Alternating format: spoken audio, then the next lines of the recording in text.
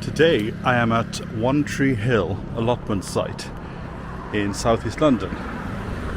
Now I came here about 10 years ago, virtually to the day, because they have a tradition where they scrat apples and make their own apple juice. And when I was here 10 years ago, the guy that I had a chat to about it was with his babies. So 10 years on, a lot has changed. So let's have a little walk around. But you might not be able to appreciate on camera how much of a slope this is. It's on the side of one of the mountains. So when you get to the top, you get a really good view over southeast London. But it is quite a hefty hike. I wouldn't like to be the person with the plot up the top and having to carry bags of compost and manure all the way up here. But over on the side they have like a woodland area somewhere, and again it's right at the top. Oh. Get your exercise up. It must be fun coming to your plot in the snow.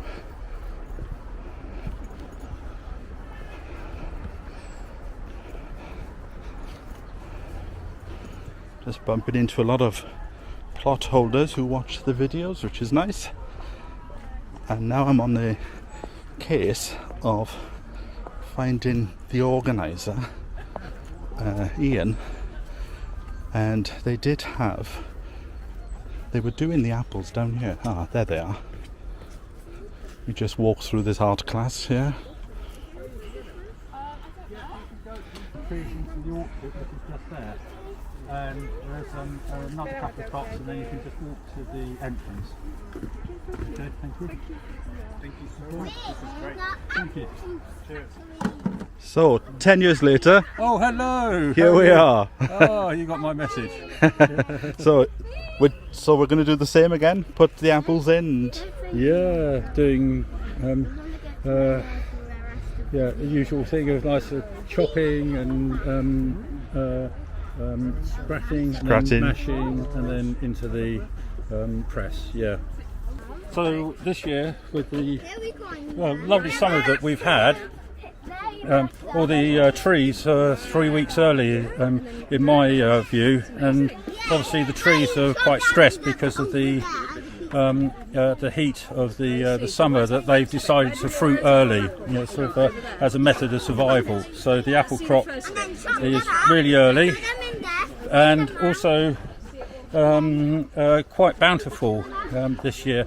Plus also a lot of people have been saying that the apples perhaps won't be that juicy. A couple of trees I've been to collect from, that the trees are really old, very old ones, been around for about 100 years or so.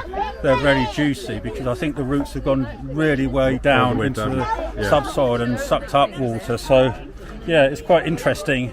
So within the last 10 years that I've been here, have you noticed a change in gardening and in the weather? Yeah, it's unpredictability. Last year we had a very late frost that meant a lot of apples in urban areas just didn't produce much fruit. This year we've had an extraordinarily dry, hot summer, so trying to plan for things is I think going to be a bit more difficult now. But I hope we've seen sort of like the extreme. We don't want anything more extreme. Well, maybe if I come back in 10 years' time, you might be mashing up bananas or coconuts. Hopefully not quite that tropical temperatures, please. And it's good that, because you've been doing this now for at least 10 years, it's good that these traditions are being kept up. Yeah, children can see where elements of food comes from, and how much labour it goes into doing such things. So now that goes into the juice, and the smell is gorgeous, yeah.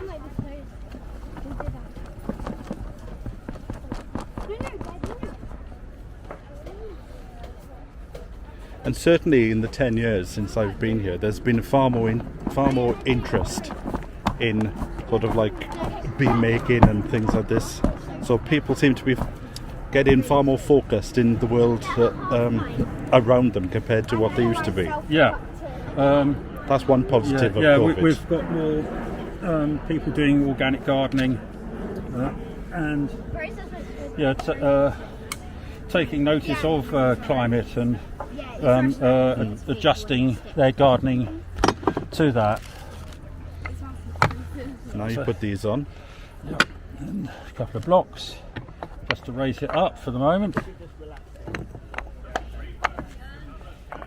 See, now you could put this into a machine, but it's the old-fashioned ways, keeping the old-fashioned ways alive. Yep. This is, and it probably tastes a bit better doing it the old-fashioned way as well. Especially after a bit of labour. As you can see, the process is quite long. It's not just getting an apple and just putting it into a press and out comes the juice. You've got to prepare it. That's it. And then squeeze it down. Let's see what. And are you still drinking this fresh, or are you keeping this and turning it into some cider? Whatever is left over from the day that people don't drink will go and be turned into cider. And has that got a bit of a kick in it then, if you leave it for a year? Yeah, it'll be nice 5-6% cider. So the thing is, apple juice needs to be either pasteurised in order to store it, or it has to be turned into cider. So cider is one way of storing the juice. And the smell is filling the air.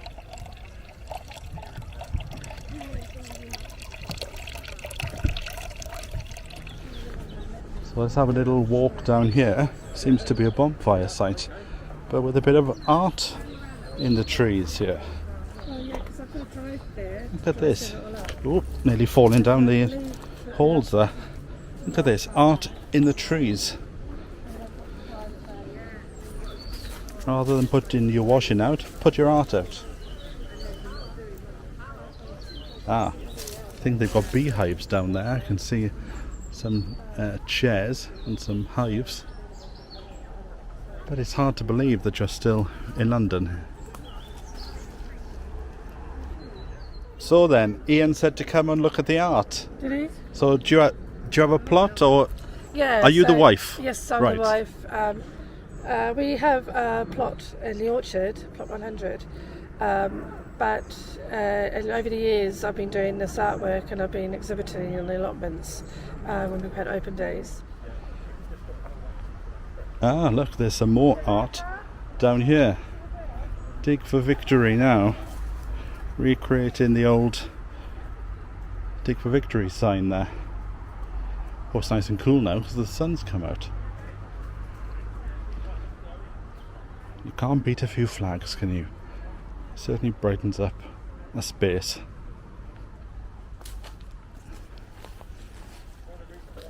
Look at that.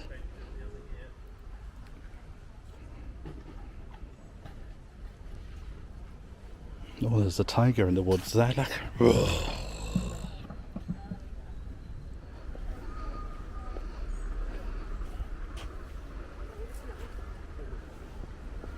Look at that shed there. Wonderful shape to it. All made by bits of scrub wood. There's the view. That's the view across southeast London. Just beyond the cemetery there.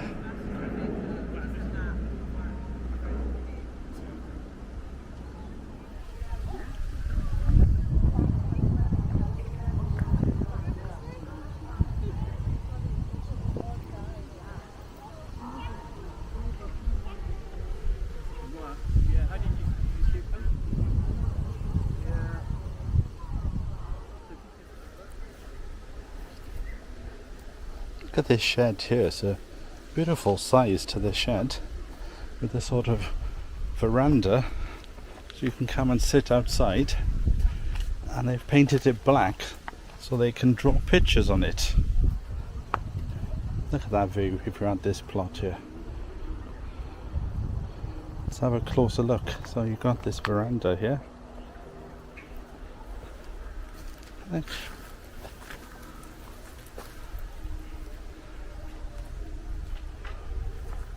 And this is the view you would get from it. Stunning.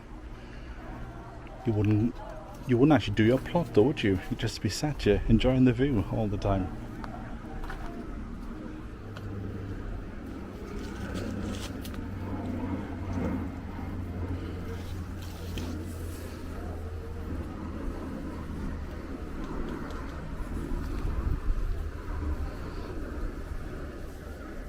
There's something going on in that shed down there. Let's have a little look down and see what's going on. Maybe there's an art exhibition inside.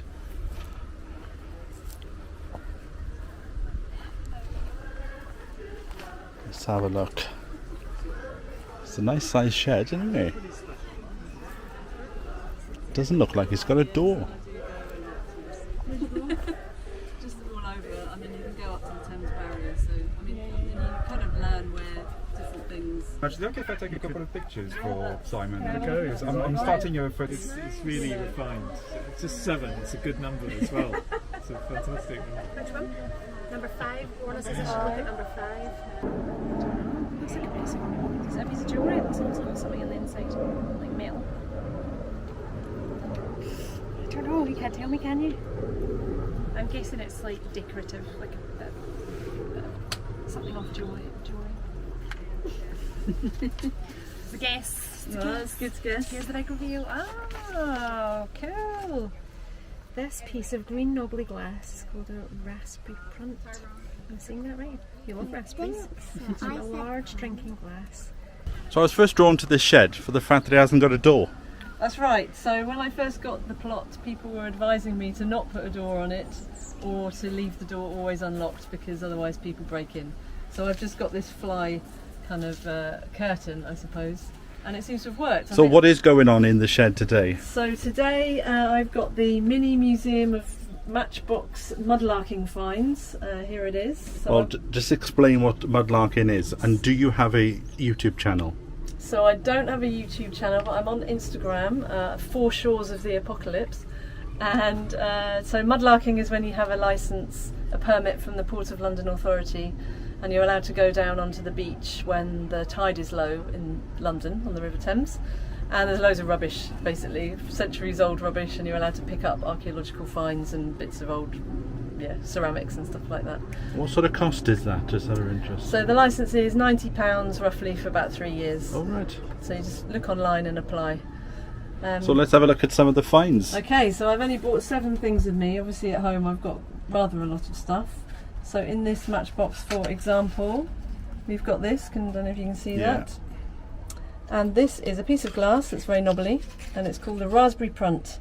And it's from a glass, a Rima glass. So it was in the times when people didn't use cutlery as we do now. People's hands would be very slippery, and so the glasses would have little knobbles on the stem. I've actually got a We picture. could do with that now. Exactly, exactly. Let me show you the picture. Here we go. So the game today is people have a look in the matchbox and then try and guess. That's right. They answer they've got a question on an envelope, have a think, and then they've got the answer in here. Ah, that's what it was like. So that little bit of glass is between 400 and 600 years old. And you find that at certain points of the Thames, you get the same things, and then a bit further down there's something else. Yes. So for example, in Rotherhithe there was a lot of shipbuilding and shipbreaking, so you get loads and loads of copper nails.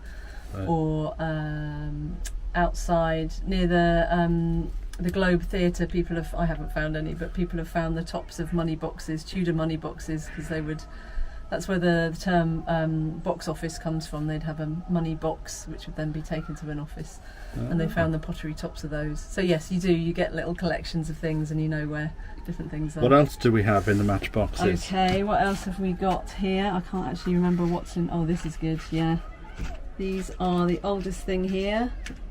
These are fossilised crinoids, which are a sea animal. And that is, they were around about 550 million years ago. So that's quite old. Are you quite shocked at some of the things that you actually find there? Yes, regularly shocked. And also I'm shocked when things come out and they're quite whole still, but they've been in the, in the river all this time. Yeah. Yeah, it's great. So yes, it's not normally, normally this is just my shed. There you go. And this is your plot here? This is my plot here. Is it all the way up to the blue bit? No, it goes halfway across where there's a little low fence there. So this was a full plot, and it's now, we share it. It's 2 half plots, which is great for me because it's a perfect size. And how long have you had this? I've had it for about 10 years, Oh, I right. reckon. Yeah, and I'm still struggling with the London clay, which is just horrific. At least you're not all the way up the top, because I would imagine it's quite difficult to get the manure up. That's very true. Yes, that I did choose wisely. And also, if everybody else is feeding their plots, it comes down to yours over time. I think that's right, because at the top of my plot, even there, it's very clay, and at this side, it's much crumblier. So I think even on this mini scale, it's kind of eroding downwards down the hill. And going back to the shed, you've never had any problems with people? So there was one time... You turn up and there's somebody sat down with No, never found anyone in it. I found evidence of foxes having had a bit of a laugh. Yeah. With my wellies kind of, slightly chewed. Or... You could put one of those stable doors on. I could do, I suppose I could, but all animals are welcome. And I like the walls as well. These are like orange boxes and... That's right, these fruit are boxes. old fruit boxes, yeah. I've got a big collection down here.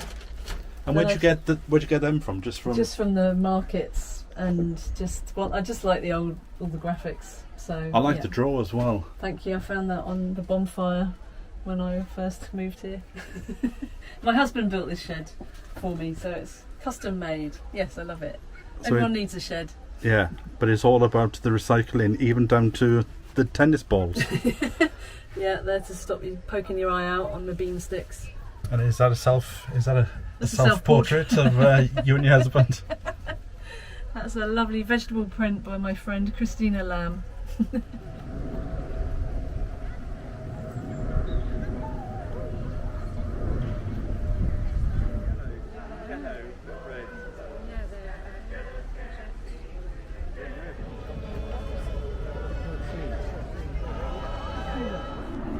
Look at this for a scarecrow there.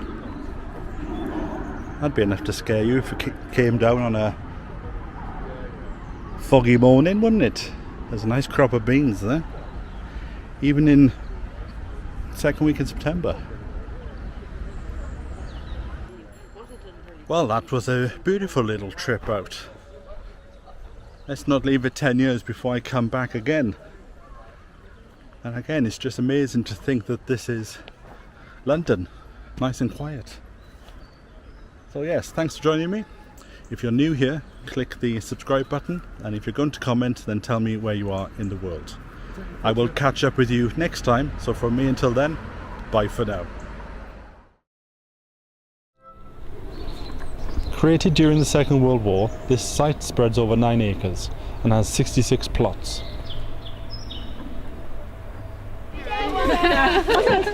But unfortunately that doesn't quite do it. I took it over from somebody else who kind of started off, but it's just a really great way of using up unwanted apples. They'll just be rotting in people's back gardens, and giving members of the public an experience of where they can get sort of apple juice freshly made. They can see the whole process going on. They can participate in the process. The kids really love the fresh apple juice because it's unpasteurised, it's not messed around, it's the freshest you can get, it's lovely and rich. And kids love just mashing and cutting and chopping and getting involved with the press, screwing it down. And so it's a wonderful activity. We've got a lovely location here. You wouldn't believe you're 6 miles from London. Yeah, it looks like a woodland place somewhere else in England, and it's just making good use of available resources all the way round.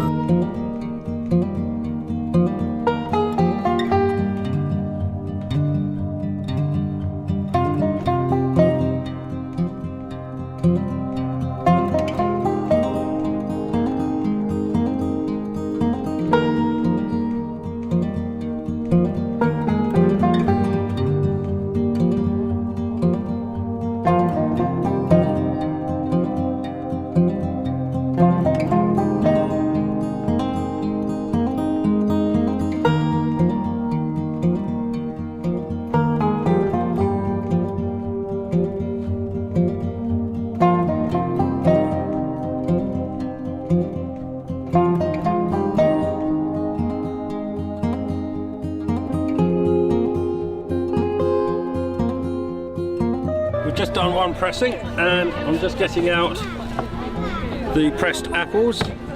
They've been rather squashed, and that will now go for compost, or in rural areas, most probably pig or animal feed. So I'm just going to dump that off, and then we've got another load ready to go in. What do you think of the vintage? It's gorgeous. Absolutely gorgeous. It's amazing. Really, really good. It doesn't taste like apple juice. It's too nice. I don't even like apple juice. This is fantastic. Have a go. You do it yourself.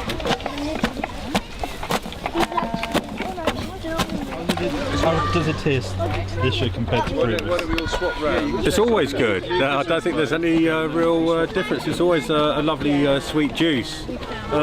With cider, sometimes you will get differences where you use exactly the same apples, but because of the seasons, there will be a bit more juice or a bit more sugar, things like that. So if you get a really sort of wet summer, the apples will be a bit more juicy. If you have a really dry summer, they'll have a lot more sugar and sweetness in it. How long does it last? About 3 days. You store it in a fridge and it'll be quite fine. But after that, it will start fermenting, start going off. So you had to do something for small sort of households. Put it in the freezer. That's fine, and then just take it out and then drink it when within the next couple of days after it being defrosted. The other way of storing it is, of course, to make it into cider. By putting it into a demijohn or any other kind of large vessel and sealing it from the air so no air gets in and starts spoiling it, it will just naturally ferment. There's enough yeast on the skins of the apples that will go into the juice, and with the sugar of the juice it will just start naturally bubbling. A lot of people think cider you need to sort of like get some apple juice and then add loads of other things to it, but traditional cider has always been made with just pure juice. So that's all I do for any leftover juice of this event. I'll put it into a demijohn and just leave it in the shed for 6 months, and in spring it will be ready to drink. Excellent, excellent community event, smashing, really nice. It's not something you normally get to do in London, is it? Middle of South East London, to do a bit of apple munching or whatever we're doing. Is this the first time you've been? No, we came last year as well, and we found really good fun. Right, let's go see somebody.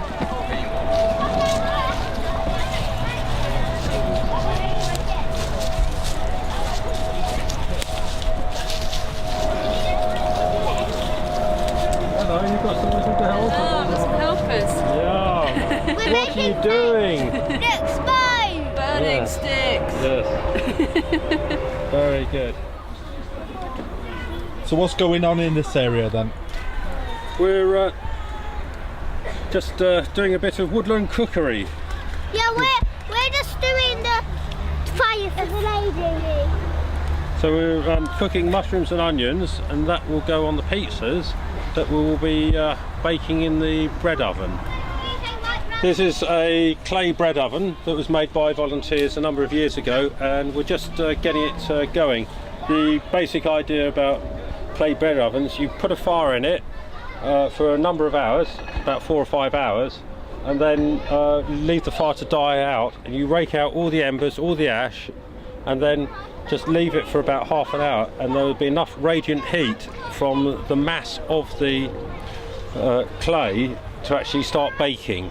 We're going to do pizzas because they're fairly small and easy to cook. We're not doing sort of like big loaves, but you should be able to do it in this.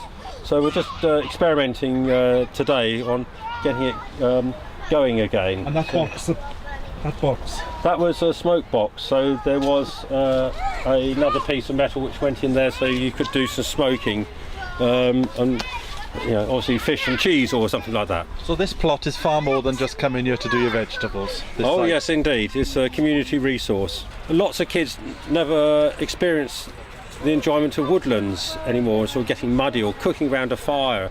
So this is just one way of getting children to enjoy doing things outdoors. Well, that's all from the apple day, and I'll see you next time when we're back on the allotment planting our spring bulbs.